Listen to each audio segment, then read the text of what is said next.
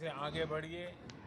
Hello, स्वागत है आपका देश दुनिया की सबसे बड़ी खबरों में। तो सबसे पहले हम बात कर लेते हैं कोरोना वायरस के आंकड़ों को लेके।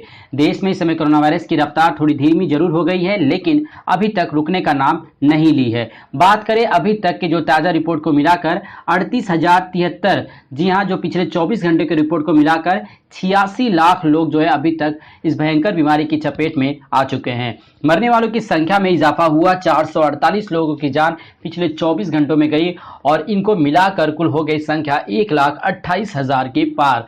बात करें वर्ल्ड वाइड पर यानी पूरी दुनिया में तो 51 मिलियन लोग जो है अभी तक इस भयंकर बीमारी की चपेट में आ चुके हैं।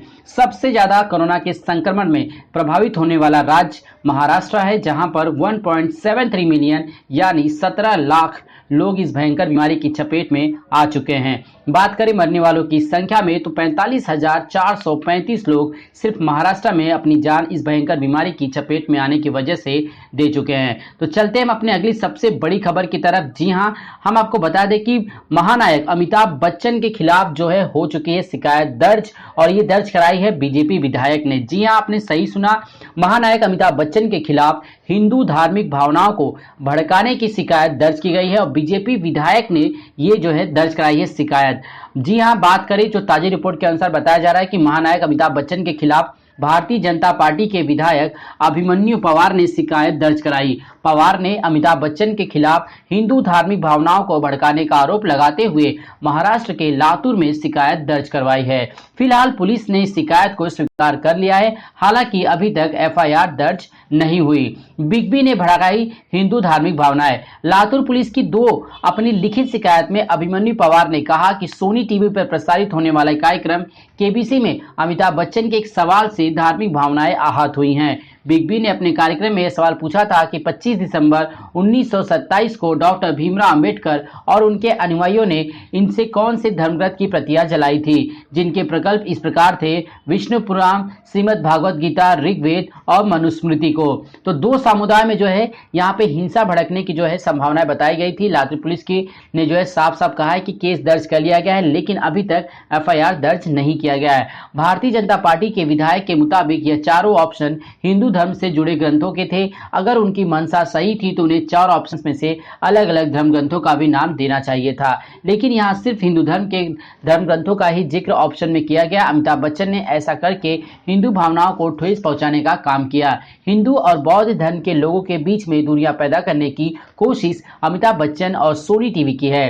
साजिश के तहत किया गया यह काम पूर्व मुख्यमंत्री देवेंद्र फडणवीस के बेहद करीबी और फडणवीस के पीए भी रह चुके पवार के अनुसार यह एक सोची समझी साजिश के तहत किया गया ताकि सांप्रदायिक माहौल को खराब किया जा सके।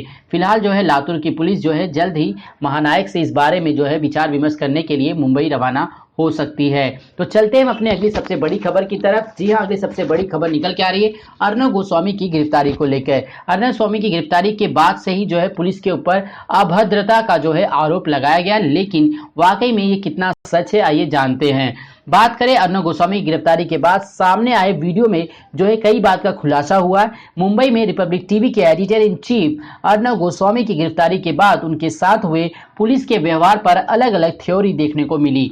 भले ही इस मामले में अलग अलग वीडियोस और फुटेज सोशल मीडिया पर वायरल हो रहे हों, लेकिन पुलिस की ओर से आए एक वीडियो में एक अलग सच दिखाई दिया। अलग अलग वीडियो के ये शॉर्ट्स जब कोर्ट में पेश किए जा सकते हैं तो बताया जा रहा है कि गिरफ्तारी पर किसी विवाद की स्थिति में बचाव के लिए पुलिस ने भी कार्रवाई की वीडियोग्राफी कराई थी। मुंबई पुलिस के एक वीडियो की शुरुआत में एक पुलिस टीम अर्नब के घर में घुसती हुई दिखाई देती है और इसी वीडियो के अंत में अर्नब की गिरफ्तारी के शॉट दिखाई देते हैं। वीडियो में अर्नब के अरेस्ट के दौरान जो पूरा वॉल्टेड ड्रामा दिखाई दे रहा था, इसी बीच के कारण पुलिस पर सवाल खड़े हो रहे थे। आरोप है कि अर्नब गोस्वामी के घर पहले जो उनकी पुलिस पहुंची थी उससे पहले जो उनके साथ मारपीट की गई थी।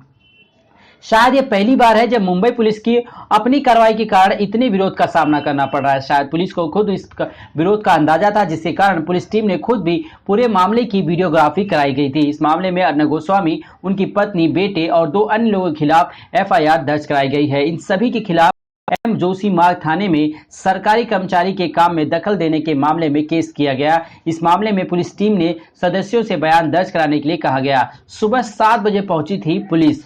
बात करें घटनाक्रम के अनुसार रायगढ़ पुलिस की एक टीम बुधवार सुबह करीब 7 बजे अर्नब गोस्वामी के घर पहुंची थी। इस टीम का नेतृत्व डीएसपी प्रवीण पाटिल कर रहे थे। 7 बजे पहुंची पुलिस टीम को अर्नब के घर में घुसने के लिए काफी मशक्कत करनी पड़ी। टीम के सदस्यों ने जब अपनी पहचान बताई तो अर्नब ने घर का दरवाजा खोलने से इनकार कर दिया।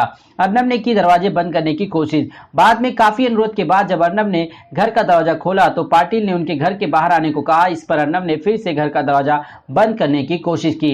इस पर पुलिस की टीम ने उन्हें पकड़ने की कोशिश की, जिसके बाद में अर्नब ने मारपीट जैसा बताया। वीडियो के एक पुलिस के ऑफिसर ने बताया कि अर्नब गोस्वामी जो कह रहे हैं वो एक कानून कार्रवाई के लिए यहाँ आए हैं और इसे घर के अंदर पूरा नहीं किया जा सकता। इसी बीच अर्नब गोस्वामी की पत्नी ने कार्रवाई का वीडियो बनाना शुरू कर दिया। तो कहीं ना कहीं एक वोल्टेज ड्रामा क्रिएट करने की कोशिश की जा रही है, जहां पर मुंबई पुलिस की छवि खराब करने की कोशिश शायद हो सकती है। लेकिन मुंबई पुलिस ने अपने काम को अंजाम दिया और उन्होंने एक अच्छा काम किया कि फाइनली जो कोई भी इस मामले में लिप्त पाया जाता है उसके ऊपर कार्रवाई होनी चाहिए, क्योंकि संविधान से बड़ा कोई नहीं, चाहे वो अर्नब गोस्वामी हो, चाहे उनसे भी बड़ा कोई लीडर हो, चाहे किसी भी जो है बड़े पद पर क्यों ना काबिज हो, लेकिन सबके लिए कानून एक होता है। खुद अर्नब गोस्वामी ने जो सुशांत सिंह राजपूत की आत्महत्या के मामले को इतना उछाल उछाल के उछाला, लेकिन उसके बाद भी क्या रिपोर्ट निकला कि एम्स के डॉक्टर ने बताया कि वाकई में वो एक सुसाइड था, ना कि कोई हत्या। लेकिन आज खुद जब उनके खिलाफ सुसाइड नोट में उनका नाम बाकायदा दर्ज है तो भी वो पुलिस के साथ कोऑपरेट नहीं कर रहे हैं। फिलहाल इस मामले की जो है जांच की जा रही है और जल्द ही इसके सामने एक रिपोर्ट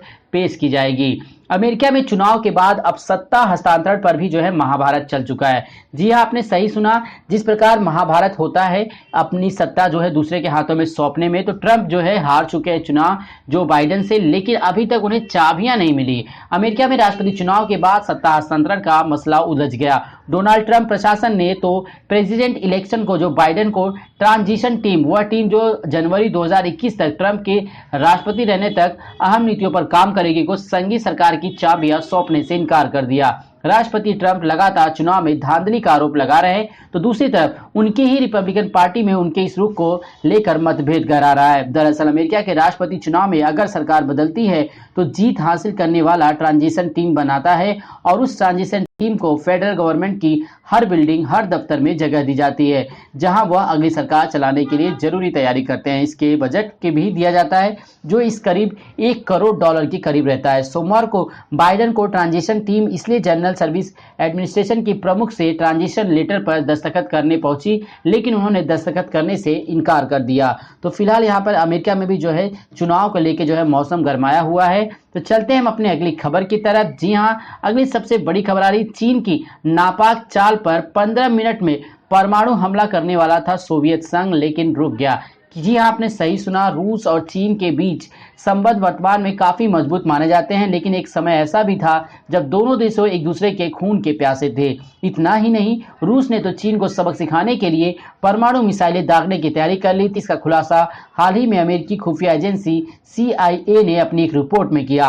पूरी दुनिया पर मंडरा रहा था परमाणु युद्ध का खतरा। शीत युद्ध के समय एक समय ऐसा भी आया जब पूरी दुनिया पर परमाणु हमले का खतरा मंडराने लगा। उस समय रूस के राष्ट्रपति निकिता खुश्चेव ने फिदेल कास्ट्रो के अनुरोध पर अपनी परमाणु मिसाइलों को क्यूबा में तैनात कर दिया था। उस समय तक कम्युनिस्ट शासित देशों में सबसे बड़ा और शक्तिशाली होने के कारण रूस का समर्थन चीन भी करता था।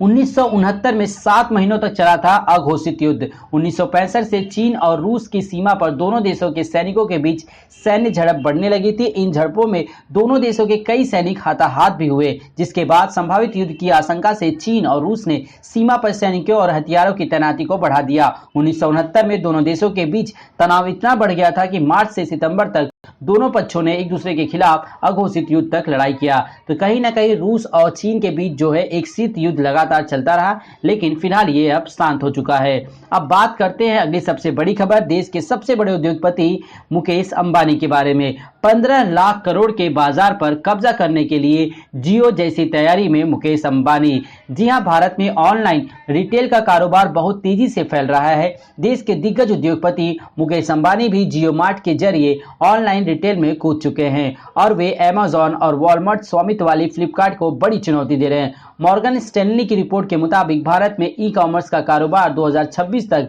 $200 अरब यानी $1.75 के हिसाब से करीब 15 लाख करोड़ करोड़ रुपए का हो जाएगा।